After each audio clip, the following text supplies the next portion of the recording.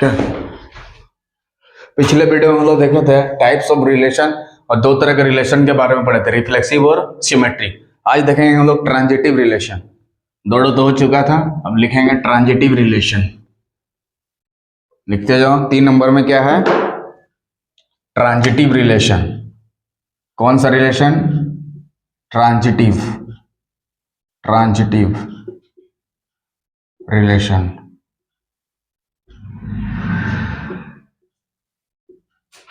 Transitive relation. Transitive relation. ठीक है, ठीक है। A relation R on the set A is said to be transitive. A relation R on the set A is said to be transitive. A relation R on the set A is said to be transitive if जैसे A B मान लो R में है, A B मान लेते हैं R में है, B C R में है, implies A C भी R में रहना चाहिए। For all A B C belongs to set A। इसका मतलब समझो, ध्यान से समझो, उसका बाद लिखे। जैसे A B ले रहे हैं, देखो A B, तो उसके बाद जो पहला एलिमेंट यहाँ B है तो यहाँ पे B है, देखो।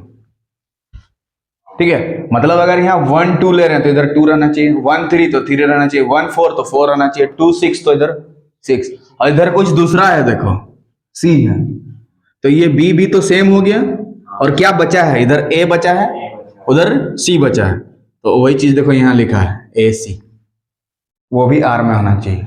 मतलब AB अगर R में है, BC अगर R में है, तो AC भी R में रहना चाहिए।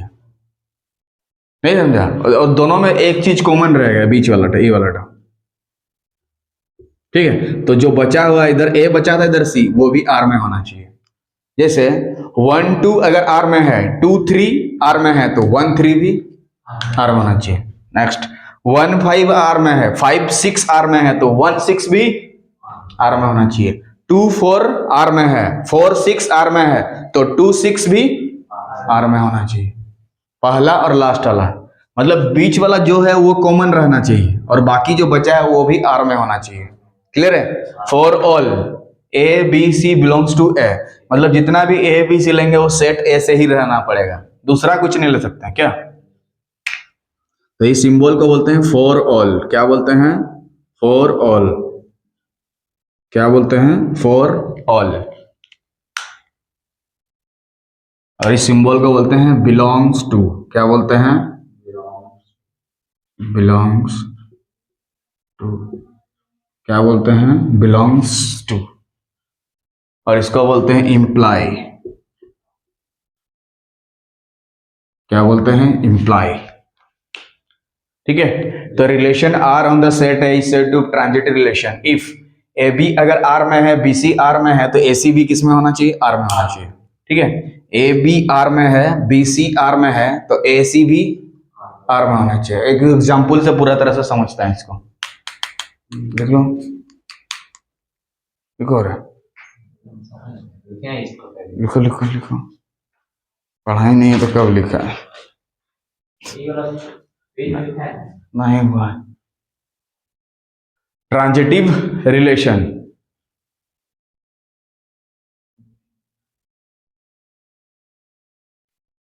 ओके, ठीक है। जिसको इसका मतलब याद कर लो, ए रिलेशन आर को ए सेट में ट्रांजिटिव तभी कहा जाता है जब ए बी आर में रहेगा, बी सी आर में रहेगा, तो ए सी भी आर में होना चाहिए। ठीक है, इसको एक एग्जाम्पल से समझते हैं। क्या करेंगे? इसको एक एग्जाम्पल से समझते हैं। मान लो एक सेट में 1 2 3 ले रहे हैं और एक रिलेशन बनाएंगे जो कि क्या हो? ट्रांजिटिव हो। क्या हो? ट्रांजिटिव हो। तो क्या क्या लेना पड़ेगा? 1 2, उसके बाद 2 3 फिर 1 3। दूसरा भी ले लो।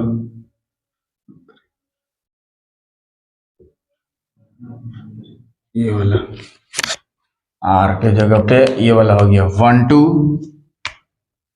2 3 1 1 और 1 3। अपने से लिया गया, समझा देते हैं ट्रांजिटिव क्यों है।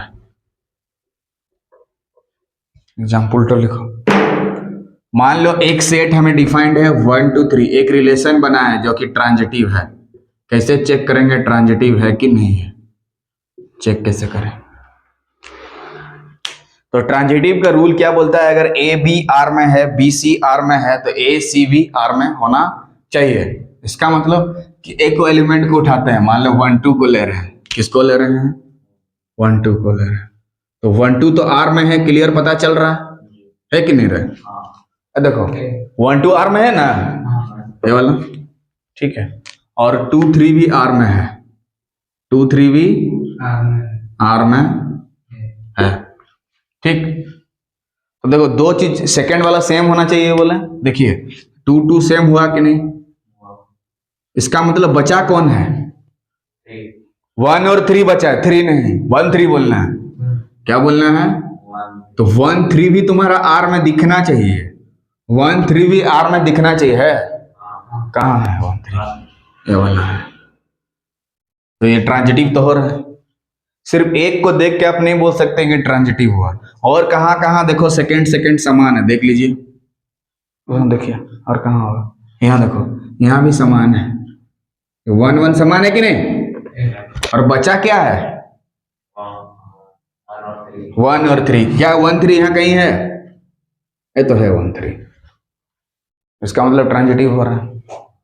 एक ठो में भी फेल नहीं होना चाहिए, ठीक है, एक ठो में भी फेल नहीं होना चाहिए, तो ट्रांजिटिव होगा। समझ में आ गया ट्रांजिटिव क्यों हुआ?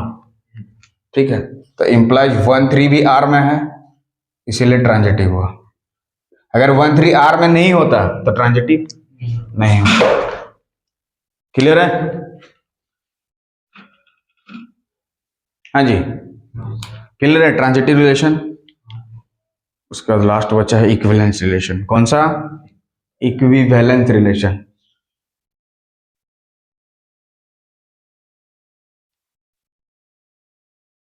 ठीक है, कौन सा रिलेशन बचा है? Equivalence relation. बोलो, समझ में आ गया? अब बचा है कौन सा? Equivalence relation. हटा दे रहे। अब पूछते हैं कि ये ट्रांजिटिव होगा कि नहीं। एक सेट ले रहे हैं ए बी सी। क्या ले रहे हैं? A B C. एक रिलेशन बना रहे हैं, ए अपना मर्जी से कुछ भी लिख दे रहे हैं, बी बी सी,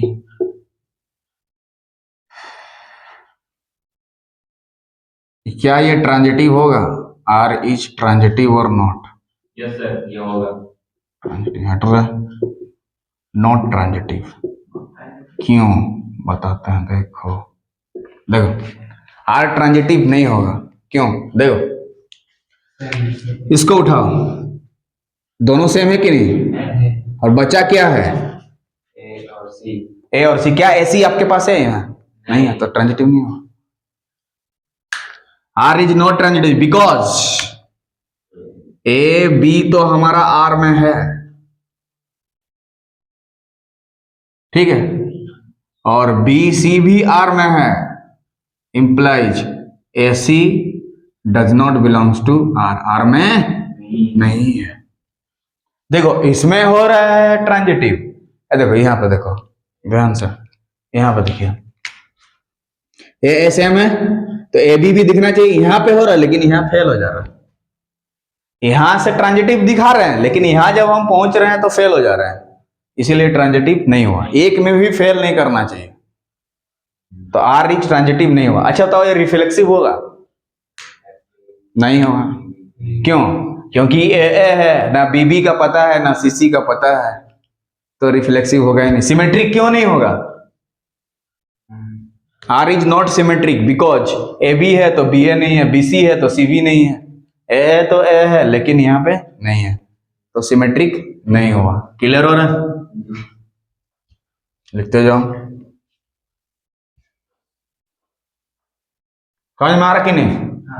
हाँ, तो रिफ्लेक्सिव के लिए सेम सेम चाहिए, सिमेट्रिक के लिए उसका उल्टा चाहिए, ट्रांजिटिव के लिए जैसे 1 2 ले रहे हैं 2 3, तो 1 3 भी दिखना चाहिए वहां। अगर नहीं दिखा तो ट्रांजिटिव नहीं हुआ। तो ट्रांजिटिव हुआ नहीं हुआ, समझ में आ गया? ठीक है, क्लियर है?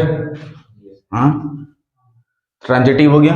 उसके बाद इक्विवेलेंस रिलेशन, प्रोग्राम समझा दे रहे हैं, इसको हो जाएगा, क्वेश्चन दे रहे हैं उसके बाद बनाने के लिए। इक्विवेलेंस रिलेशन, कौन सा रिलेशन? इक्विवेलेंस रिलेशन, ठीक है। तो जिसमें तीनों हो, रिफ्लेक्सिव भी हो, सिमेट्रिक भी हो और ट्रांजिटिव हो, तो ऐसे रिलेशन को क्या बोलते हैं? Equivalence relation. एक रिलेशन को इक्विवेलेंस रिलेशन तभी कहा जाता है जब तीनों हो, रिफ्लेक्सिव भी हो, सिमेट्रिक भी हो और ट्रांजिटिव भी हो। रिफ्लेक्सिव भी हो, सिमेट्रिक भी हो और ट्रांजिटिव हो, तो ऐसे रिलेशन को इक्विवेलेंस रिलेशन कहा जाता है, ठीक है। हाँ, इक्विवेलेंस रिलेशन क्या हो? रिफ्लेक्सिव भी हो, सिमेट्रिक भी हो, ट्रांजिटिव भी हो, ऐसे रिलेशन को क्या बोला जाता है? Equivalence relation. एक रिलेशन को इक्विवेलेंस रिलेशन तभी कहा जाता है जब तीनों हो, रिफ्लेक्सिव भी हो, सिमेट्रिक भी हो और ट्रांजिटिव भी हो, ठीक है। तो आज के वीडियो में हम लोग रिलेशन फंक्शंस का चारों ये देख लिया, फिर इसका एग्जाम्पल नेक्स्ट डे लेंगे, ठीक है। तब तक वीडियो के साथ बने रहिए। जय हिंद, जय भारत।